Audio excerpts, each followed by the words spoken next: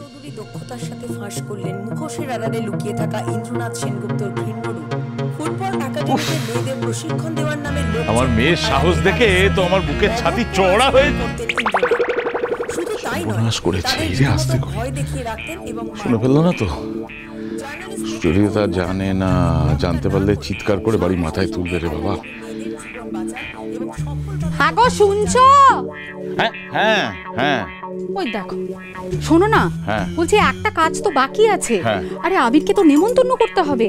এবছর তো প্রথম জামাই ষষ্ঠী, বলো, কোনো ত্রুটি করলে কিন্তু হবে না। হ্যাঁ, আমি না সবটা প্ল্যান করে রেখেছি, শুধু ঠিকঠাক ঠান্ডা মাথায় এক্সিকিউট করতে হবে।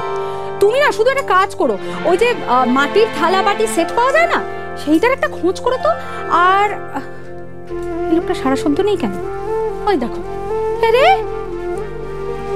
বলছি, আমি যে এতগুলো কথা বলছি কানে যাচ্ছে না? হ্যাঁ হ্যাঁ শুনছি তো, যাচ্ছে যাচ্ছে, কানে যাচ্ছে, বলো না। না, বলছিলাম ওই যে মাটির থালা বাটির সেট হয় না, ওইটার চারপাশে ফুল টুল দিয়ে যেরকম সাজায়, এইবারে ওরকম সাজিয়ে দেবো। মানে মেয়ে জামাই প্রথমবার খাবে, কি দারুণ দেখতে লাগবে বলো। আর কি করি বলো তো, মেনুতে দেখো মাছ মাংস এগুলো তো থাকবেই, তার সঙ্গে সঙ্গে ওই চিংড়ি মাছ, ইলিশ মাছ, ভেটকি পাতুরি, ফিশ ফ্রাই, আর কি করব। এই ভিডিওটা ছাড়ার পর আবিরদের বাড়িতে সবকিছু ঠিক আছে কিনা কে জানে, একটা খোঁজ নিতে হবে।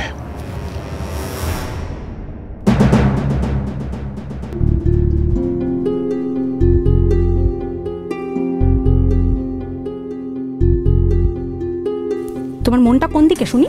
তোমার দিকেই। না মানে তুমি যেটা বলছো আমি সেটাই শুনছি, বল। শোনো, হ্যাঁ, এক্ষুনি একটা ফোন করো পেখমকে, আমি ওকে এক্ষুনি ওই জামাই ষষ্ঠীর কথাটা বলতে চাই। তোমার কি আউটগোয়িং বন্ধ ফোনের? যাও না করো না, নিজের ফোন থেকে। আরে যাও না, এখন আমাকে গিয়ে ঘরে গিয়ে ফোন নিয়ে এসে তারপরে আমাকে।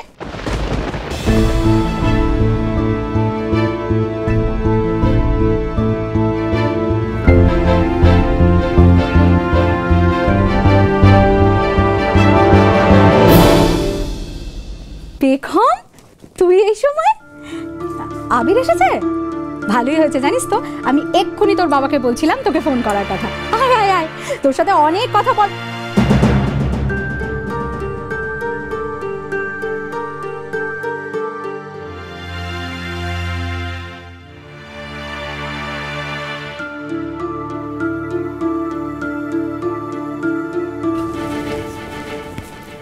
কি ব্যাপার, তুই ব্যাগ নিয়ে এসেছিস কেন?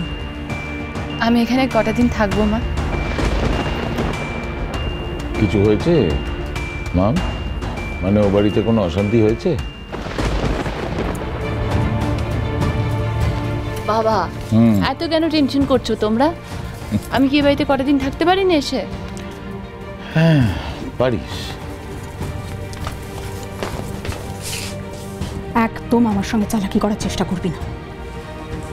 তোর মাথায় অনেক বুদ্ধি থাকতে পারে, কিন্তু তুই ভুলে যাস না আমি তোর মা। কি হয়েছে সত্যি করে বল, কি হয়েছে? কারোর সাথে ঝগড়া করেছিস? আবিরের সাথে? নাকি অন্য কিছু হয়েছে ওই বাড়িতে? বল। নাকি এই ভিডিওটার জন্য?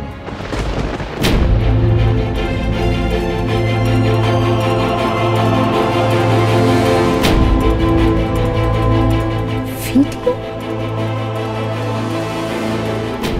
কিসের ভিডিও? হাই পেখম, তোর বাবা কি বলছে? কিসের ভিডিও? আরে আমি তো কিচ্ছু বুঝতে পারছি না, বল কিসের ভিডিও? আমরা স্যার অনেক কষ্ট করে স্যার এক একজনকে খুঁজে বের করে এনেছি স্যার। আপনি দেখুন, এরা সব এক একজন রত্ন স্যার। দেখুন এই যে এনারটা দেখুন স্যার। এরা স্যার সবাই নামকরা জার্নালিস্ট। আপনি স্যার কাইন্ডলি যদি ফাইলগুলো একটু চোখ বুলিয়ে নিতেন। আমি বোধহয় আপনাদের ঠিক বোঝাতে পারছি না, তাই না আমার কথাটা? এই যে আপনাদের এই রত্নদেরকে নিয়ে আমি খুব একটা ইন্টারেস্টেড নই। আপনারা কাকে হায়ার করবেন না করবেন, কাকে অ্যাপয়েন্ট করবেন না করবেন, সেই ব্যাপারে আমি আপনাদের ফ্রি হ্যান্ড দিয়েছিলাম, তাই না? You had complete freedom. আমার শুধু একজনকে নিয়ে ডিমান্ড ছিল, যে আজকে চারিদিকে শোরগোল ফেলে দিয়েছে। And what have you done about it? Nothing. I am disappointed. এই চ্যানেলটা নিয়ে আমি এখন এগোবো কিনা সেই ব্যাপারে আমার ডাউট হচ্ছে।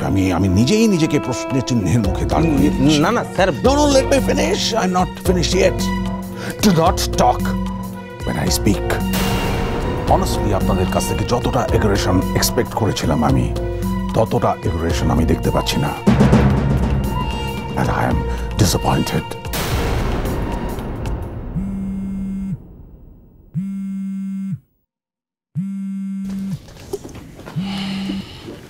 হ্যালো। না আজকে রাত্রের ফ্লাইটেই আমি বেরিয়ে যাব। হ্যাঁ, না আমি ভাবছি চ্যানেল লঞ্চটা আমি কিছুদিন হোল্ডে রাখবো। না, এখানকার কাজ আমার ঠিক পছন্দ হচ্ছে না, ভীষণ স্লো। আমার যে ধরনের এগ্রেশন দরকার আমি না পাচ্ছি না। আমার এখানকার লোকজনদের নিয়ে খুব একটা পছন্দ হচ্ছে না। They are not professional at all. আমাদের যেভাবেই হোক বেগম চৌধুরীকে স্যারের সামনে আনতেই হবে। আমরা কিন্তু আমাদের সব কিছু ছেড়ে এসেছি এই চ্যানেলে বড় পোস্টে বসবো বলে। কোনোভাবেই সেটাকে নিয়ে রিস্ক নেওয়া যাবে না। ঠিক আছে, পরে কথা হবে। অলরাইট। হ্যাঁ, any help will do. Bye. Sir বলছি আমাদেরকে আর কয়েক ঘন্টা সময় দিন স্যার।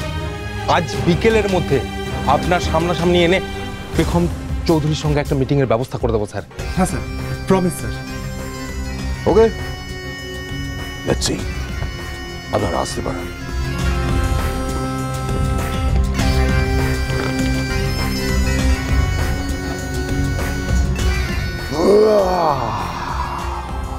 At last. পাখি ফাঁদে পা দিতে চলেছে। My little princess বেগম, আমাকে ছেড়ে তুমি কতদিন দূরে থাকবে? আবার পাতা ফাঁদে তোমায় পা দিতেই হবে।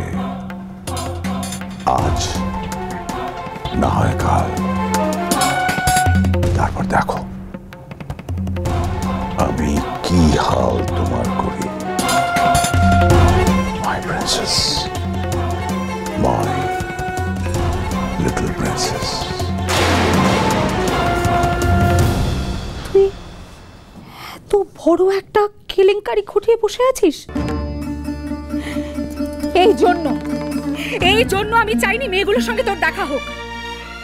ভগবান, কোনো লাভ হলো না। আমি যে এত কষ্ট করে সবটা আটকানোর চেষ্টা করলাম, তুই সবটা শেষ করে দিলি। সমস্তটা আস্তে আস্তে ঠিক হচ্ছিল। কি রে, কি চাস তুই? হ্যাঁ, কি চাস বল আমাকে। সারা জীবন জ্বলে পুড়ে মরতে চাস? নিজের সুখ সহ্য হয় না? একটু শান্ত হও না। কেন এরকম করছো সুচরিতা? দেখছো মেয়েটা একটা ঝামেলার মধ্যে রয়েছে, তারপরেও তুমি।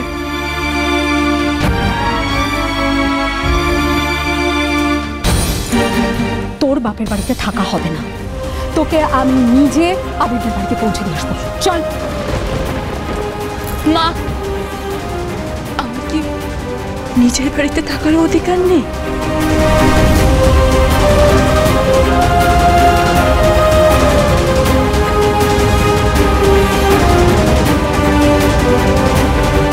সুস্থভাবে ঘুরতে এলে নিশ্চয়ই থাকতে পারতিস, কিন্তু তুই তো নিজের বাড়ি ছেড়ে এসেছিস।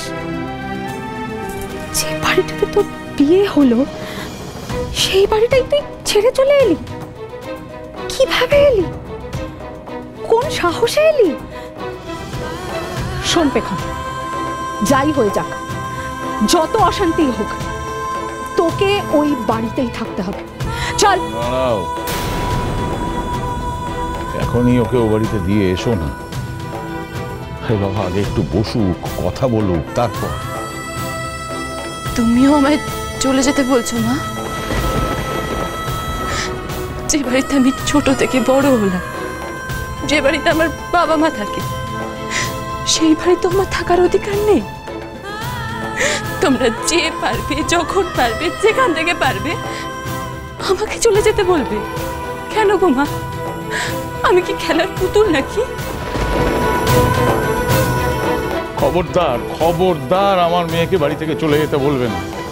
আমি যতদিন বেঁচে আছি ততদিন এই বাড়ি আমার মেয়েরও, তারপরেও।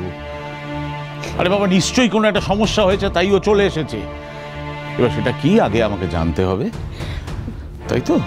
তারপরে সিদ্ধান্ত নেব। ব্যাস, তাহলে আর কি। এবার তোমরা বাবা মেয়ে মিলে আমাকে ভিলেন বানিয়ে দাও একেবারে। আমি কি বলছি, কেন বলছি, কোন জায়গা থেকে বলার চেষ্টা করছি, বোঝানোর চেষ্টা করছি, তোমরা বুঝতেই পারছো না। যা পারো ঘরকে যাও। আরে মাম, বলছি ওই বাড়ি থেকে কেউ কি তোকে বেরিয়ে যেতে বলেছে? আবির